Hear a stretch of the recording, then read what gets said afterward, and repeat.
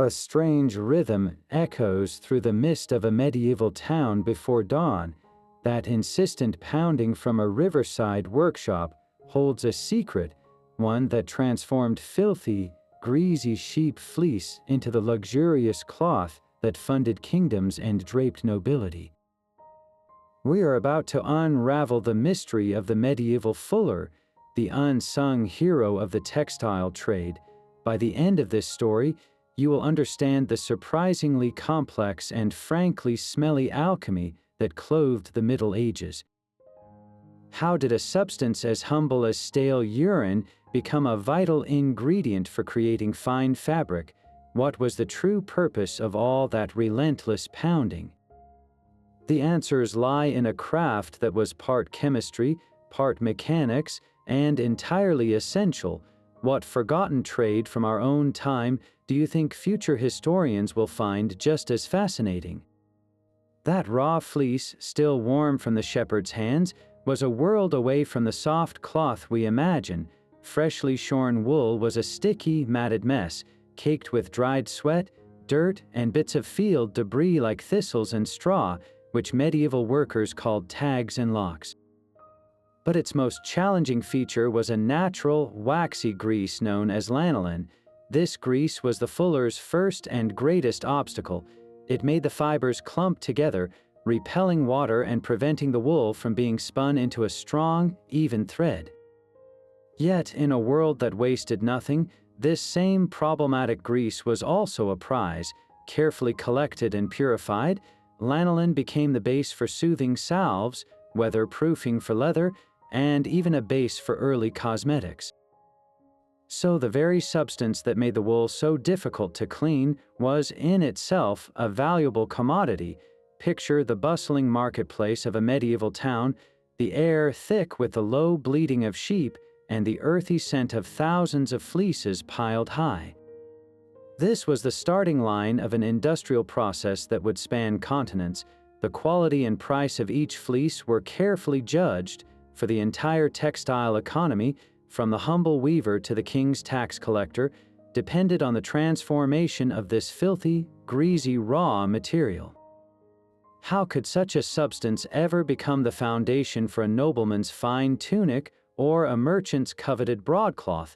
The journey was about to begin, and it required a truly astonishing first ingredient. That rhythmic pounding would have led you to a specific kind of building, a workshop deliberately set apart from the town's quieter quarters. You would find it on the outskirts, always hugging the bank of a fast-flowing stream. This was not for scenic beauty, but for raw power. The water wheel was the heart of the operation, its constant, groaning turn converting the river's flow into the mighty, mechanical thump of the fulling stocks. These were enormous wooden hammers, lifted and dropped by cams on the wheel's axle, pounding the soaked wool cloth with a force that shook the very floorboards. Inside, the air was thick with a uniquely potent aroma, a dense fog of wet sheep, lanolin, and the sharp, eye-watering tang of stale urine. This was the fulling mill, a noisy, wet, and smelly world of industrial transformation. The men who worked here, the fullers, were essential artisans, often organized into powerful guilds that protected their trade secrets and set quality standards. They were masters of a messy and physically demanding craft, their arms and clothes perpetually damp, their ears accustomed to the deafening, repetitive crash of the hammers. Standing in that humid, pungent space, you would witness the first crucial, violent step in purifying the wool. But why was that overpowering smell of ammonia so absolutely necessary for the process? That overpowering smell was the key to unlocking the wool's potential. Before the cloth could even be placed under the pounding hammers, the raw fleece itself had to undergo its own transformation, a first and fundamental cleansing known as scouring. This process was a delicate balancing act, requiring a substance powerful enough to cut through the stubborn lanolin grease without damaging the delicate wool fibers. The solution came from the earth itself. fullers would create a washing bath using water and a special, absorbent clay known as fuller's earth. In Latin, it was called terra fallonia, the fuller's very own soil. This clay was miraculous. When mixed into a slurry, its fine particles would latch onto the greasy lanolin and the suspended dirt, pulling them away from the wool fibers and trapping them in the water. For an even deeper clean, fullers sometimes employed a weak alkaline lye made by steeping wood ash in water.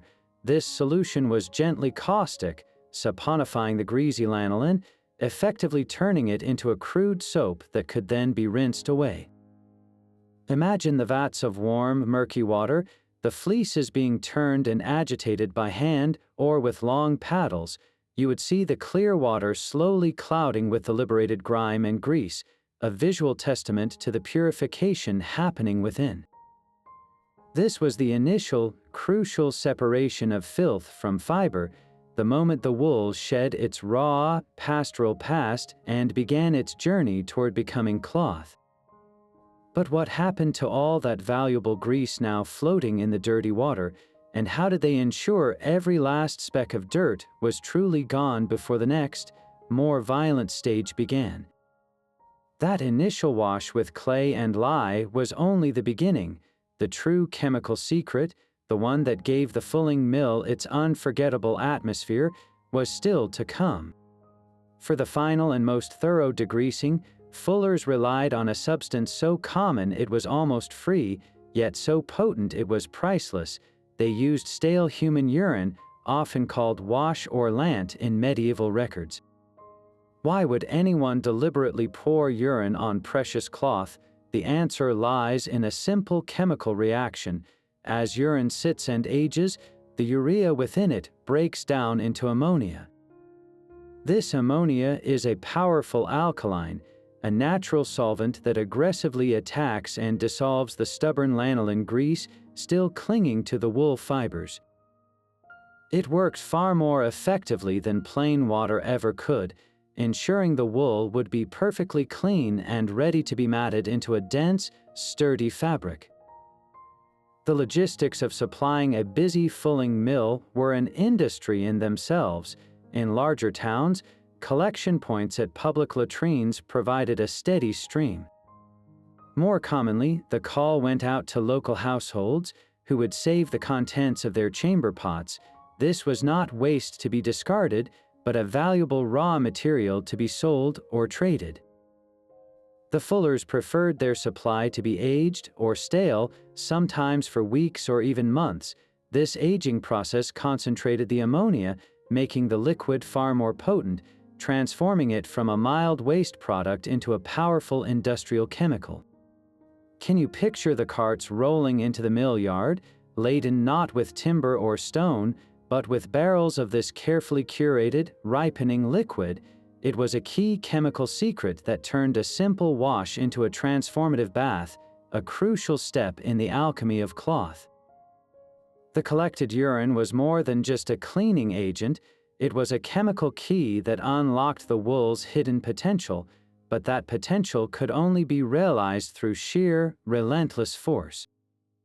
This is where the fulling mill revealed its true power, a marriage of chemistry and mechanics that echoed through the river valleys. The groaning water wheel was the engine of this transformation.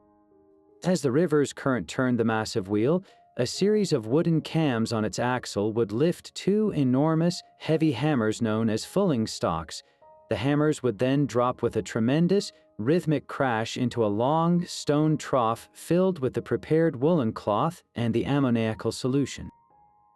This was not a gentle process. For hours, the heavy wooden mallets pounded and kneaded the wet wool, driving the cleansing liquid deep into every fiber.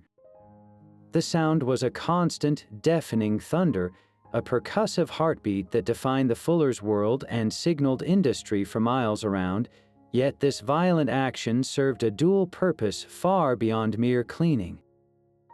The pounding and the warm, alkaline environment of the urine bath began to mat the individual wool fibers together at a microscopic level. Each strand is covered in tiny, scaly barbs, and the relentless mechanical action made these scales interlock, a process known as felting.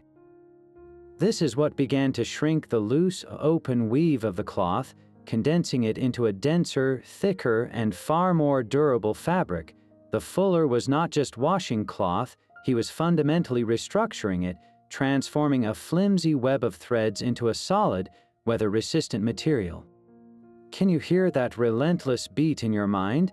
It was the sound of raw wool being forged into the very backbone of medieval society, one earth-shaking thump at a time. That deafening rhythmic crash was not just a cleansing force, it was a creative one. Inside the stone trough, under the relentless fall of the wooden hammers, a hidden world was being reshaped. Each individual wool fiber is covered in microscopic scales, much like the shingles on a roof. When the cloth was soaked in the warm, alkaline urine solution, these tiny scales softened and opened. Then the mechanical violence of the fulling stalks came into play. The hammers did not simply beat the cloth, they kneaded and agitated it, forcing the wet, soapy fibers to slide against one another. This constant friction generated its own heat, further softening the fibers and making their scales even more receptive.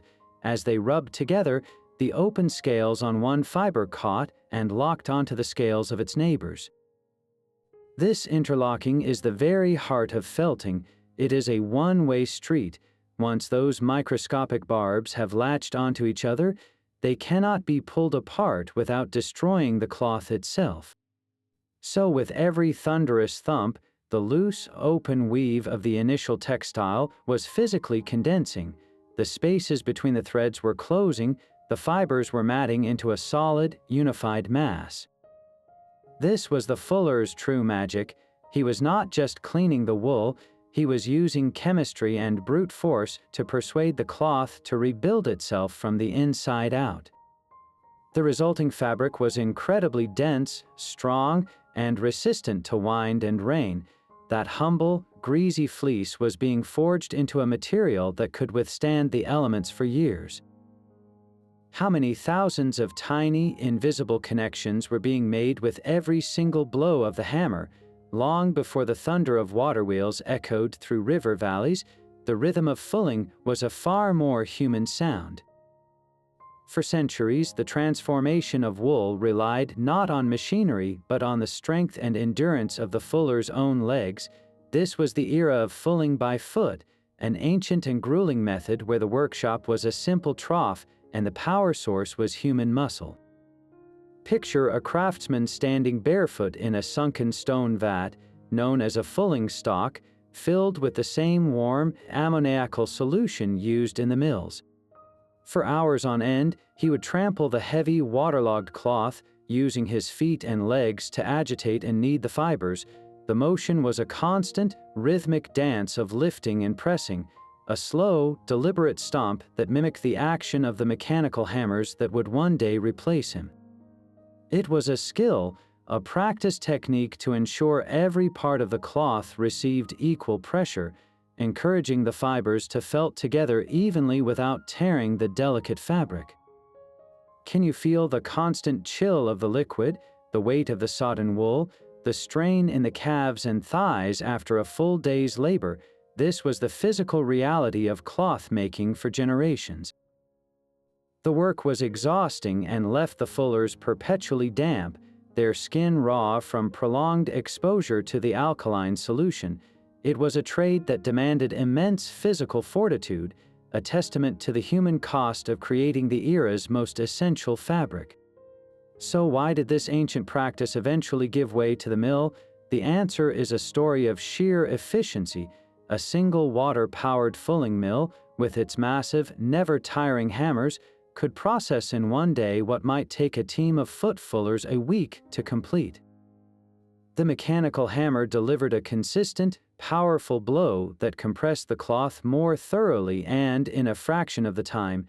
This shift was a quiet industrial revolution that concentrated textile production along fast-flowing streams and began to reshape the medieval economic landscape.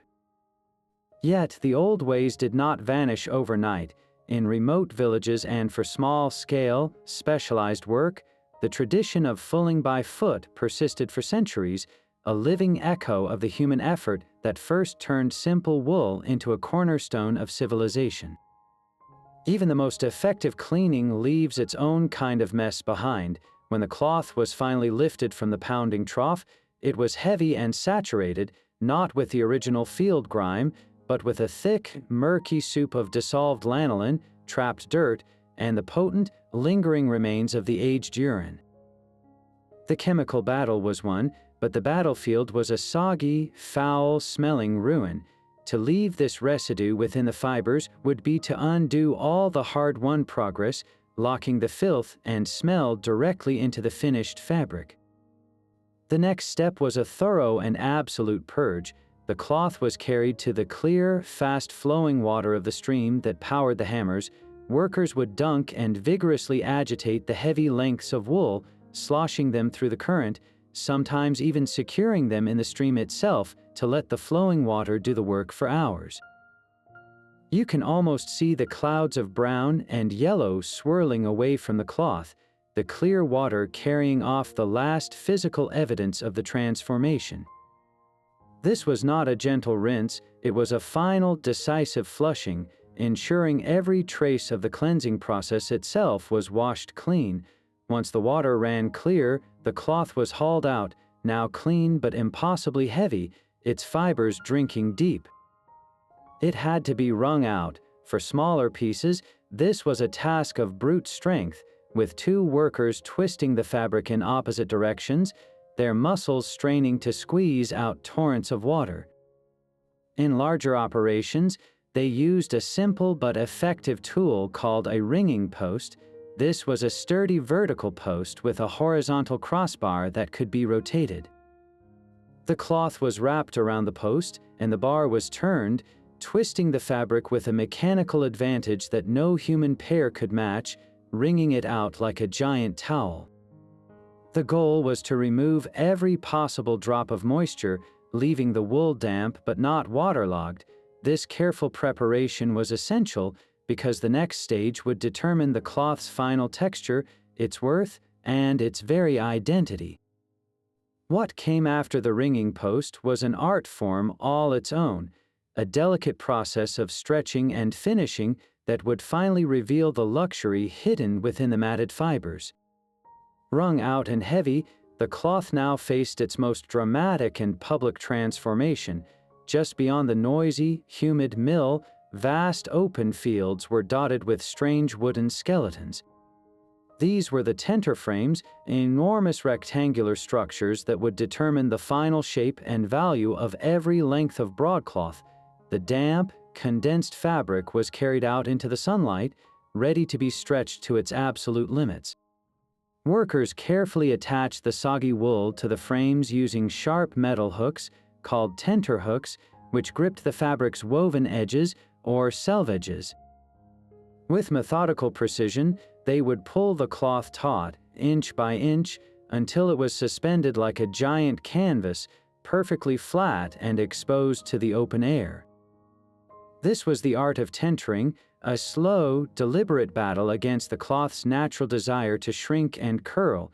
The goal was to dry the wool evenly while holding it at its full, intended dimensions. If the cloth was not properly tentered, all the previous work could be ruined, resulting in a lumpy, misshapen, and commercially worthless piece of fabric. The entire fortune of a clothier could literally be hanging in the breeze, a silent, straining testament to the quality of his work, and from this high-stakes, highly visible process, we get a phrase that has survived for centuries. To be on tenterhooks means to be in a state of anxious suspense, stretched tight with anticipation, just like the cloth straining on its frame. How many merchants paced these very fields, watching the sky for rain and nervously examining the tension on every hook, their own fortunes hanging by a thread. Even stretched taut on its frame, the cloth was not yet finished. Its surface remained flat and matted from its violent journey, a dense, utilitarian fabric ready for hard labor. But for the luxury market, For the fine broadcloth that would grace the shoulders of nobles and merchants, one final, almost magical transformation was required. This was the art of raising the nap, a process that would conjure a soft, fuzzy surface from the hard-won plain weave. The tool for this delicate task was not forged from metal, but grown in fields. Workers used the dried, seed-bearing head of the teasel plant, a thistle-like flower whose Latin name, Dipsacus fullanum, forever links it to the fuller's trade. Why would a humble plant be superior to any man-made tool? The secret lay in its unique design. Each teasel head is covered in hundreds of tiny, stiff yet flexible bracts, each one ending in a perfect microscopic hook. When the dried teasels were mounted on a large wooden frame and brushed rhythmically across the surface of the cloth, these hooks performed a miracle. They reached into the weave and gently teased out the very ends of the individual wool fibers, pulling them up to the surface without snapping the stronger main strands. It was a process that required a perfect touch. Metal combs or cards would have been too harsh, shredding the delicate fibers and weakening the cloth. But the teasel, nature's own precision instrument, was both firm and forgiving. Its flexible spines could catch and lift the tiny fiber ends, creating a uniform layer of fuzz, a raised nap that would be incredibly soft to the touch. This was the final preparation, the last mechanical step that turned sturdy cloth into a tactile pleasure. Once the nap was raised, the cloth was ready for its last master, the shearman, who would carefully trim this fuzz to a perfectly even, velvety pile. Can you see the worker patiently drawing the teasel frame back and forth, each pass summoning a cloud of softness from the once hard fabric? It was a quiet, meticulous craft that turned the fuller's dense creation into a true medieval luxury. The shearman entered the scene only when the fuller's work was absolutely complete. His tool of the trade was a pair of enormous, heavy shears, so large they required a special wooden stand to support their weight. With one hand, the craftsman would guide the blades, while with the other he would press down on the long handles, using the leverage of the stand to make precise, powerful cuts. His canvas was the newly raised nap, that soft, fuzzy surface teased from the cloth by the gentle teasels. His task was not to shave it all away, but to sculpt it. With a steady hand and a discerning eye, he would glide the blades across the fabric, shearing the raised fibers down to a perfectly uniform, velvety smoothness. This was the final, defining touch that separated common wool from coveted broadcloth. The quality of his cut determined the cloth's final hand, its visual richness, and ultimately its price. A single slip, a moment of distraction, and the blades could gouge the dense fabric, creating a thin spot or even a tear that would render the entire length worthless. Weeks of labor, from the shepherd to the weaver to the fuller, all hinged on the shearman's flawless execution. He was the last guardian of quality, the artist who revealed the luxury that had been hidden within the matted fibers all along. Can you hear the quiet, rhythmic snip of the blades, so different from the thunder of the fulling hammers? It was the sound of a transformation reaching its elegant conclusion, the moment raw wool finally became a textile fit for a king. Behind the rhythmic thunder of the hammers and the pungent scent of the mill lay a human mystery just as complex as the chemical one. The fullers did not work in isolation. They were bound together by a powerful and secretive institution, the Fullers' Guild. This organization was the invisible hand that governed every aspect of the craft, a medieval blend of a trade union, a regulatory body, and a secret society. Its primary duty was to protect the mysteries of the trade, the exact formula for the perfect urine mixture, the ideal duration for pounding different types of wool, the precise methods for tentering without tearing. These were not common knowledge. They were guarded secrets passed down from master to apprentice under a vow of silence, A fuller who revealed these methods to an outsider could face severe fines or even expulsion from the guild, effectively ending his career. This control over knowledge ensured their services remained indispensable. The guild also enforced strict quality control. Guild officials, known as wardens, would routinely inspect the cloth at various stages, checking for flaws like uneven fulling, improper stretching, or a poorly sheared nap. A piece of cloth that failed to meet the guild's standard was publicly condemned, often with a mark of shame, and the fuller responsible could be heavily penalized. This system protected the reputation of the town's entire textile industry, ensuring that cloth bearing its seal was trusted in markets across Europe. But this power created inevitable friction. The Fullers' Guild often clashed with the Weavers' Guild. Weavers saw their carefully created fabric, with its intricate patterns and tight weave, being violently shrunken and matted by the fullers, a process that altered its very character. They argued over whose work added more value, and disputes over payment and damaged goods were common. Within the bustling social hierarchy of a medieval town, fullers occupied a curious and powerful middle ground. They were not the lowly laborers who washed fleeces by hand, nor were they the wealthy merchants who traded the finished cloth.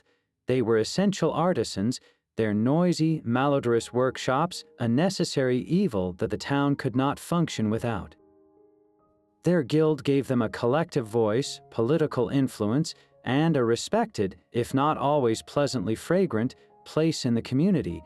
The next time you hear about a medieval guild, remember it was more than just a club for tradesmen. It was the brain and the conscience behind the craft, the human network that turned a smelly, demanding job into a cornerstone of an entire economy. What other trades, hidden in plain sight, held such surprising power over the world they helped to build? That dense, finished broadcloth was more than just fabric. It was a form of liquid capital. The transformation from raw, greasy fleece to luxurious textile created immense fortunes, turning entire regions into economic powerhouses. In places like medieval Flanders and later in England, the wealth of cities was woven directly from wool. A merchant's success did not hinge on simply owning raw wool, but on controlling its complex and messy journey into finished cloth. The fulling mill stood at the very center of this lucrative pipeline. Establishing a mill was a major undertaking, a significant capital investment that only the wealthiest landowners, monasteries, or merchant consortiums could afford. They needed to secure a site with a reliable, fast-flowing stream, build a sturdy structure, and commission the massive water wheel, gears, and fulling stocks from skilled carpenters and blacksmiths. This was not a project for a lone artisan, it was early industrial finance. The return on that investment, however, was staggering. The mill owner did not typically work the cloth himself. Instead, he operated like a feudal landlord or a toll booth operator. Local weavers and clothiers would bring their woven but unfinished cloth to the mill, paying a fee to have it fulled. This fee, often a percentage of the cloth's final value, generated a continuous stream of income for the mill's proprietor. He profited from every single piece of cloth produced in the area, making his mill not just a workshop, but a licensed monopoly. The cleaning of wools, therefore, created a clear economic hierarchy. At the top were the mill owners and the great cloth merchants who exported the finished broadcloth across Europe. Beneath them were the master fullers, who managed the process and belonged to powerful guilds, and at the foundation were the countless laborers who carried, stirred, and stretched the heavy, wet cloth. A single piece of high-quality English broadcloth could be sold for many times the price of the raw wool it came from. That added value was created almost entirely in the fulling mill. The pungent, thunderous process of cleaning and matting the fibers was the essential alchemy that turned agricultural product into a global commodity. The rhythmic crash of the hammers was not just the sound of industry, it was the sound of money being made. Could the rise of modern banking and international trade in the late Middle Ages have happened without the steady, reliable wealth generated by this one filthy, essential craft? That essential wealth came with a very real and very smelly cost. For all its economic power, the fulling mill was a notorious neighbor, its very efficiency creating an environmental crisis that plagued medieval towns. The same river that provided the power to drive the hammers also became the dumping ground for every waste product of the process. Imagine the constant, murky runoff flowing directly back into the stream, a toxic cocktail of dissolved lanolin, animal fats, clay particles from the fuller's earth, and the potent, lingering chemicals from the aged urine. This was not a gentle pollutant. It coated the riverbed in a thick, greasy sludge, suffocating plant life and fish. The water downstream from a busy mill could become foul and undrinkable for both people and livestock, a public health hazard that sparked some of the earliest recorded environmental regulations in urban history. Town councils repeatedly issued ordinances forbidding fullers from dumping their waste directly into public waterways, forcing them to dig settling pits instead. Yet the problem was so persistent that these laws were often ignored or enforced with little success. The economic benefit of a prosperous cloth industry continually battled with the quality of life for everyone living downstream. Can you picture the conflict between a wealthy mill owner and the townsfolk, whose only water source was being poisoned by the very process that enriched him? It was a classic struggle between industry and environment, playing out centuries before those terms even existed, and then there was the smell. The stench of the fulling mill was its most infamous feature, an invisible but unmistakable marker on the urban landscape.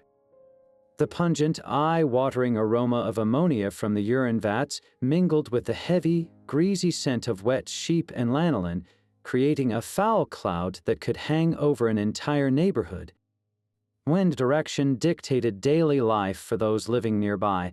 A shift in the breeze would carry that unique, industrial perfume into the town square, into open windows, into the very fabric of people's homes and clothes. It was a smell so powerful and pervasive that fullers were often legally required to live and work in designated zones on the outskirts of town, safely downwind of the more affluent and powerful citizens. Their work was essential, but their presence was literally a nuisance. This is the darker side of the mystery, the stinky footprint left by a craft that clothed a continent. The luxury of fine wool broadcloth, worn by kings and merchants, was built upon a foundation of polluted streams and air thick enough to taste. How many other essential histories are hidden not in grand events, but in the daily, unpleasant realities of the trades that built our world? That very obstacle, the stubborn lanolin grease, held a secret of its own. While the fullers battled to strip it from the wool, others saw it not as waste, but as a hidden treasure. In a world where nothing was thrown away, the thick, yellow scum that rose to the surface of the washing vats was carefully collected. This was pure lanolin, a substance with remarkable properties that medieval people harnessed with impressive ingenuity. After the initial scour with fuller's earth, workers would sometimes skim this valuable grease from the water's surface. It was then boiled and purified, transforming it from a filthy byproduct into a versatile, waxy balm. Apothecaries and healers prized this refined lanolin for its ability to soothe and protect. They blended it into healing ointments to treat rough, chapped hands and skin irritations, creating a protective barrier that locked in moisture. Leatherworkers used it to condition and waterproof boots and saddles, making them more supple and resilient against the elements. Some even believe it formed the base for early cosmetics and pomades, lending a subtle sheen to hair or skin.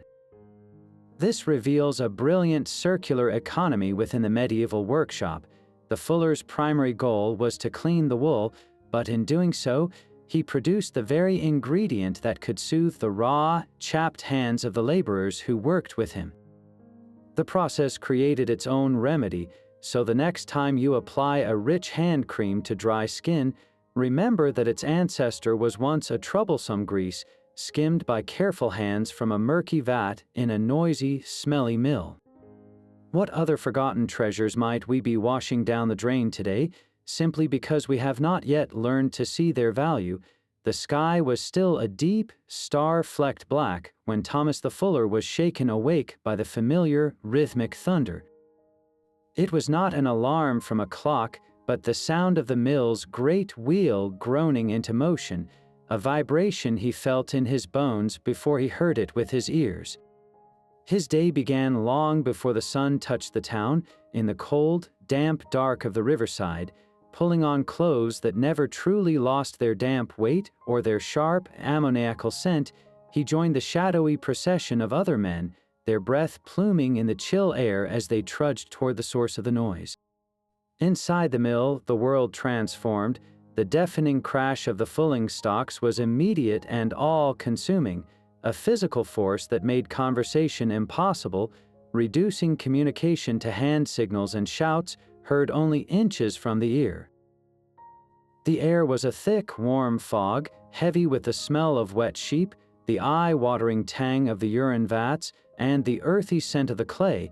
This was his cathedral, its liturgy written in vibration and odor.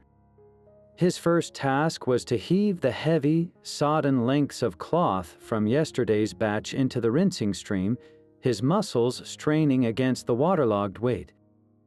Then came the loading of the fresh, woven pieces into the stone trough, ensuring they were perfectly positioned to receive the relentless, mechanical pounding. His hands, though calloused and permanently stained, moved with a practiced precision, for a misaligned fold could mean a torn fabric and a day's wages lost. The hours blurred into the monotonous, earth-shaking rhythm.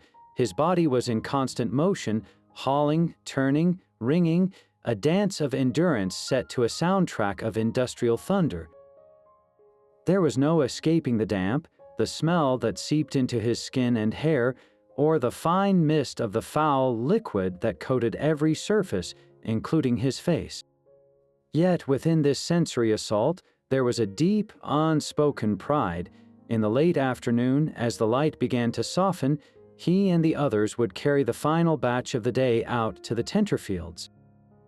The cloth, now clean and dense, was heavy and cool in his hands. With careful, deliberate movements, they hooked the selvages onto the sharp tenterhooks, stretching the wool taut across the great wooden frames.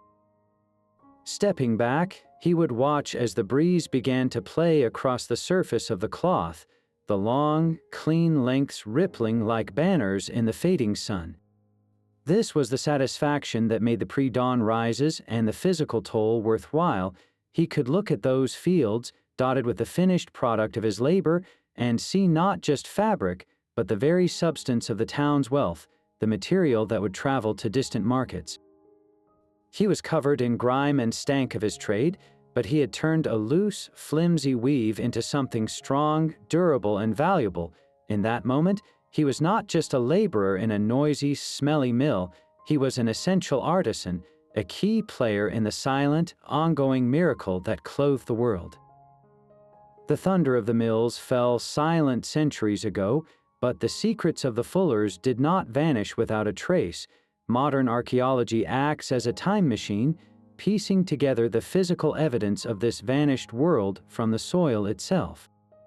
Excavations on the banks of old European rivers have uncovered the ghostly outlines of fulling mills, their foundations telling a clear story. We can see the precise channels dug to divert water to the massive wheels and the deep, stone-lined pits that once held the pounding hammers. The layout is a blueprint for industrial power, confirming the historical records of a deafening, water-driven operation, but beyond the stones and channels, smaller, more intimate finds bring the daily routine to life. On sites from England to France, archaeologists have sifted through centuries of dirt to find the dried, seed-bearing heads of the teasel plant, often discovered in clusters near the remains of finishing workshops. These fragile botanical artifacts directly link the excavation to the final, delicate step of raising the nap, proving that nature's tool was as essential as the mill's mechanical heart. Perhaps the most startling evidence, however, is invisible to the naked eye. Soil scientists now analyze the earth from these sites, taking core samples from what were once the mill's drainage areas. Laboratory tests can detect the persistent chemical fingerprints of the fuller's trade, a unique signature of fatty acids from lanolin and elevated levels of ammonia and nitrogen left by the vast quantities of urine. This chemical residue, locked in the ground for hundreds of years, is the ultimate confirmation of the written accounts.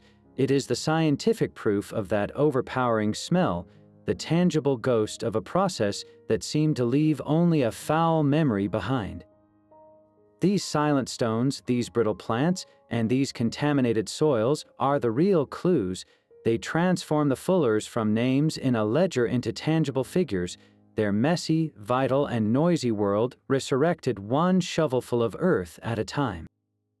What other everyday realities of history are waiting just beneath our feet, their stories told not in parchment, but in pollen and chemistry? Those vibrant pages and glowing windows offer a silent testimony to the fuller's world.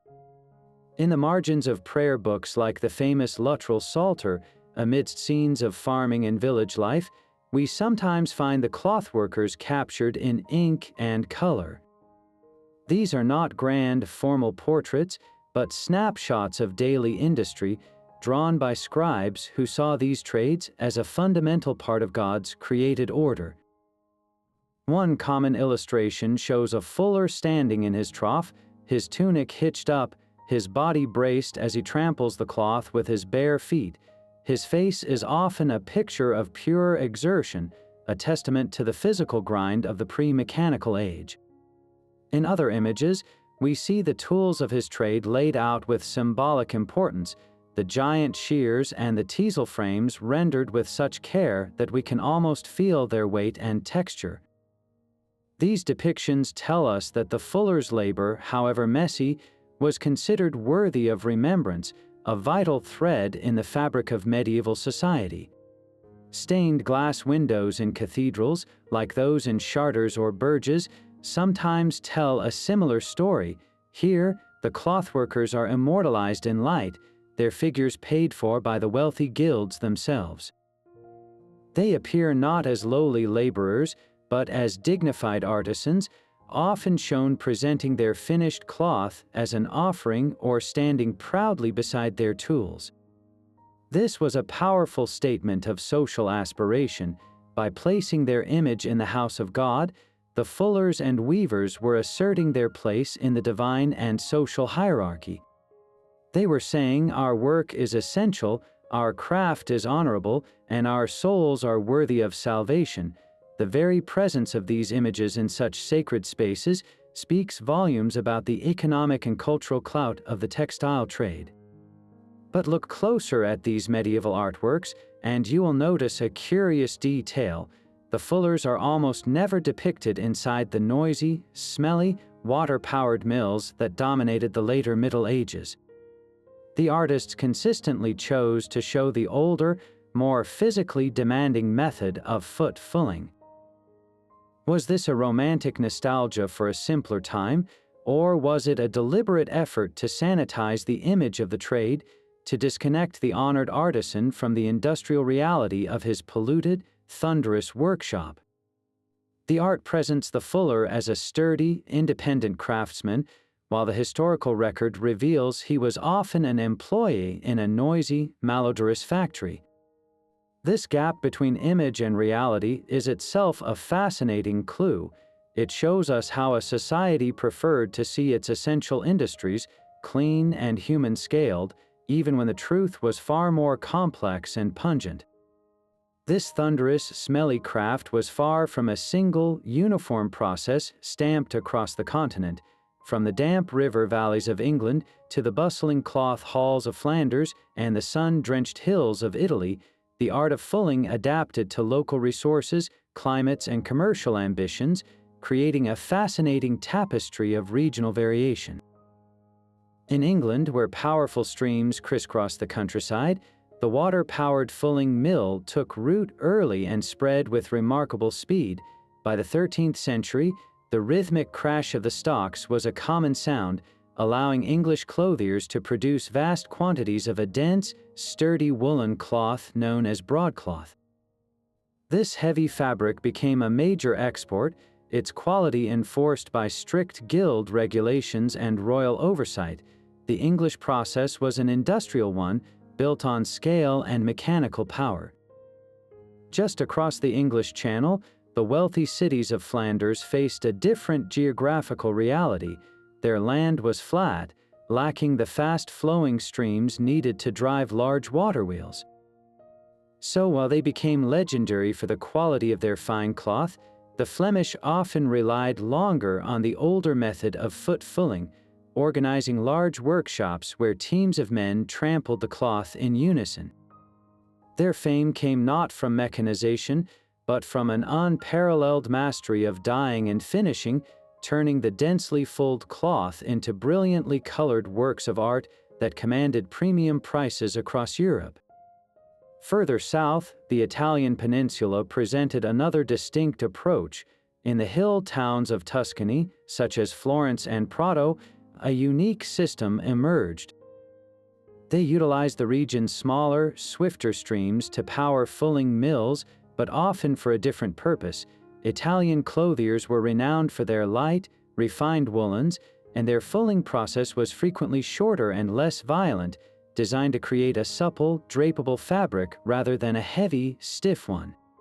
The cleansing agents varied too.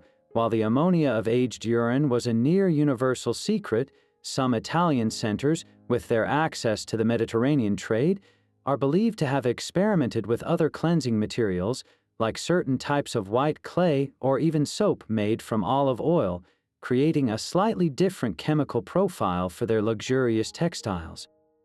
These regional differences were not accidents, they were brilliant adaptations.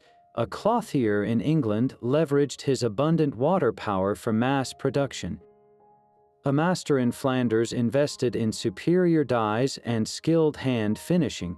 A merchant in Italy capitalized on trade routes and a market that prized elegance over bulk. The same fundamental goal, transforming greasy wool into sublime cloth, was achieved through a dozen different paths, each one perfectly tailored to its own corner of the medieval world. So the next time you think of the Middle Ages as a monolithic era, remember the fullers.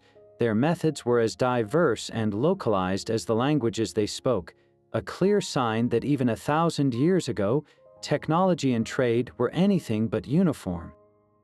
The relentless rhythm of the fulling stocks did more than just felt cloth, it gave birth to a culture. That deafening, mechanical heartbeat found its way into the very songs and stories of the people who lived by it.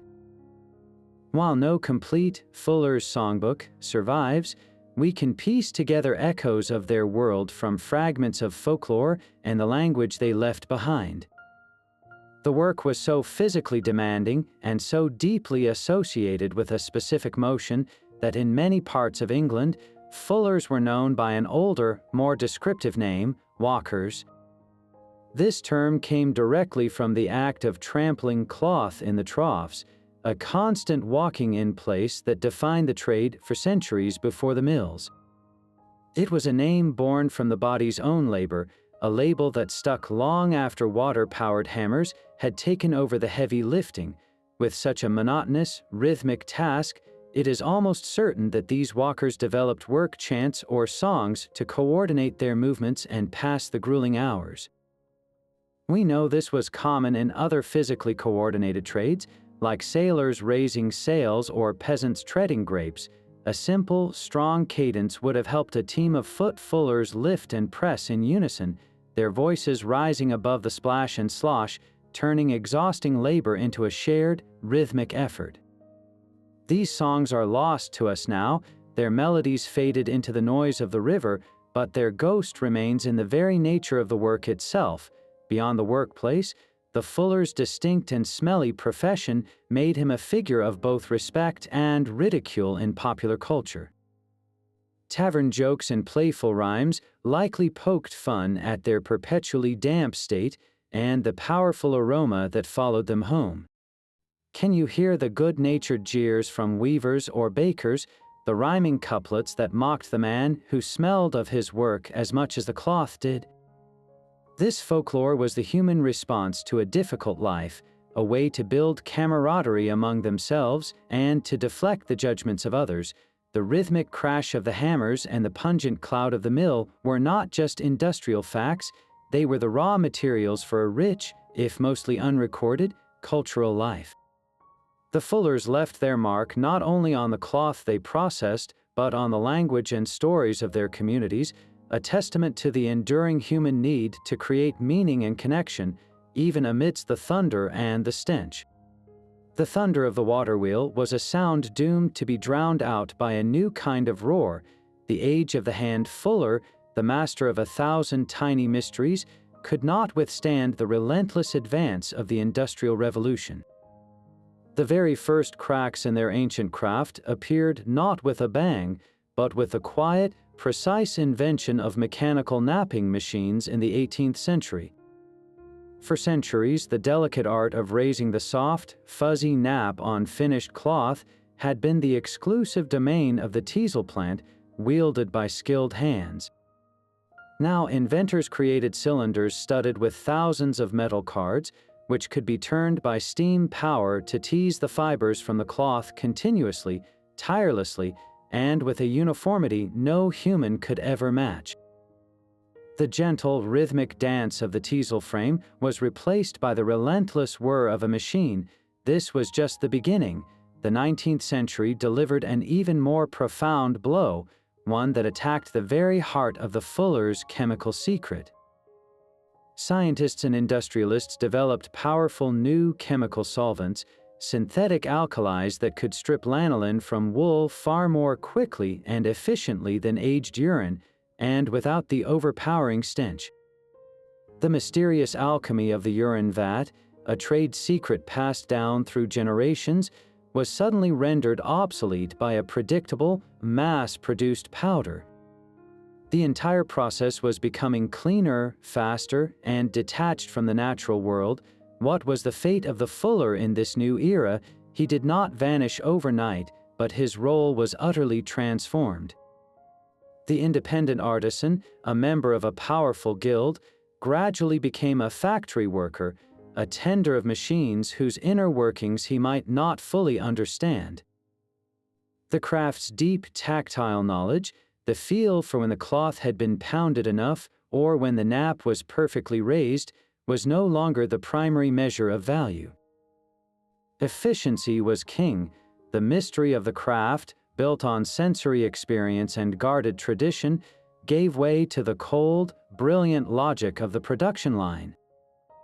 The journey of wool was being rewritten, moving from the noisy, smelly, human-scaled mill on the riverbank to the vast, impersonal, and deafeningly efficient textile factory. Many popular images of the medieval fuller are surprisingly incomplete. A common myth suggests these artisans relied on simple soap for their work, but this was rarely the case. While soap did exist, it was a luxury item, often imported and made from expensive oils. For the large-scale, cost-conscious industry of cloth finishing, soap was an impractical extravagance. Fullers mastered a far more complex chemistry, using affordable, locally sourced materials like fuller's earth and aged urine to achieve a deep, industrial clean. Another persistent misunderstanding reduces their role to that of a glorified laundry worker. The truth is, cleaning the wool was merely the first step. The fuller's true expertise lay in restructuring the very fabric of the cloth. The violent, rhythmic pounding in the ammoniacal bath was not just about removing dirt, it was a deliberate, controlled process of felting. They were matting the microscopic scales of the wool fibers together, deliberately shrinking the weave to create a denser, warmer, and more weatherproof material. Their goal was transformation, not just purification, and while the pungent reputation of urine is well deserved, it is also often oversimplified. It was never the sole ingredient. The process was a sophisticated sequence, a multi-stage ballet of chemistry and mechanics. The initial scouring with clay or lye removed the bulk of the grease and dirt. The urine bath then acted as the final, potent degreaser and the crucial chemical environment that made the felting possible. Finally, the thorough rinsing in clean water was essential to purge the cloth of the very chemicals that had cleansed it. Viewing the fuller as merely a man who poured urine on cloth is like seeing a master chef as someone who just adds salt. Each step was precise, intentional, and built upon centuries of accumulated craft. Correcting these myths does more than set the historical record straight. It reveals the fuller for what he truly was, not a simple washer, but a master of materials, a chemist and an engineer whose noisy, smelly workshop was a cradle of medieval innovation. The language we use every day is a living museum of forgotten trades. The fullers left their mark not just on cloth, but on the very words we speak, their craft silently preserved in our modern vocabulary. Consider the word fuller itself. It comes from the Latin fullo, a direct link to the Roman origins of the trade, a professional title that has echoed for 2 millennia. But in the rolling hills of England, these same artisans were often called walkers. This term was born from the physical act of trampling cloth in the troughs, a constant, wearying walk-in place that defined their labor long before water wheels took over. This old name clung to the trade so tightly that it became embedded in the landscape itself, surviving in countless English street names like Walker Lane and Walkergate. To be a walker was to be a fuller, a man whose job was defined by the motion of his own feet. That state of anxious suspense we call being on tenterhooks is another direct inheritance from the fulling mill. After the cloth was pounded and rinsed, its entire commercial value depended on being perfectly stretched on those giant wooden frames, the tenter frames. The sharp metal hooks, the tenterhooks, held the fabric's edges in a desperate, tight grip. If the tension was wrong, the cloth would dry misshapen and worthless. A merchant watching his investment stretched across that field knew true suspense, his fortune literally hanging by a thread. The phrase has since escaped the tenterfields to describe any situation of strained anticipation, but its roots are in the very real financial anxiety of the medieval clothier. Even the common phrase through the mill carries the echo of this arduous process. When we say someone has been through the mill, we mean they have endured a difficult, grueling experience that has left them worn down but often stronger. This is a perfect metaphor for the cloth's own journey. A length of woven wool was quite literally put through the fulling mill, subjected to a violent, pounding, chemical bath that shrank it, matted it, and fundamentally changed its nature. It emerged denser, tougher, and more resilient. The person who has been through the mill has, like the cloth, been tested by a harsh ordeal and emerged transformed by the experience. These linguistic fossils show us that the fuller's world was not some obscure, distant trade. It was so commonplace, so essential to daily life and the local economy, that it seeped into the everyday speech of the community. The words became shorthand for universal human experiences of suspense, hardship, and labor. Every time we use one of these phrases, we are unconsciously paying tribute to the noisy, smelly, and utterly vital craft that once clothed a continent, proving that some histories are not written in books, but spoken in our very conversations. That journey from a filthy, greasy fleece to a sumptuous length of broadcloth was a masterpiece of medieval ingenuity. It was a transformation powered not by magic, but by a remarkable blend of rudimentary chemistry, mechanical innovation, and sheer, unyielding human effort. The fuller stood at the very heart of this alchemy. He was no simple washer, but a master of materials, a chemist who wielded the power of ammonia from aged urine, and an engineer who harnessed the river's flow to drive his thunderous hammers. His workshop was a laboratory, a factory, and a testament to a world that wasted nothing, where even the most unpleasant byproduct could become an industrial key.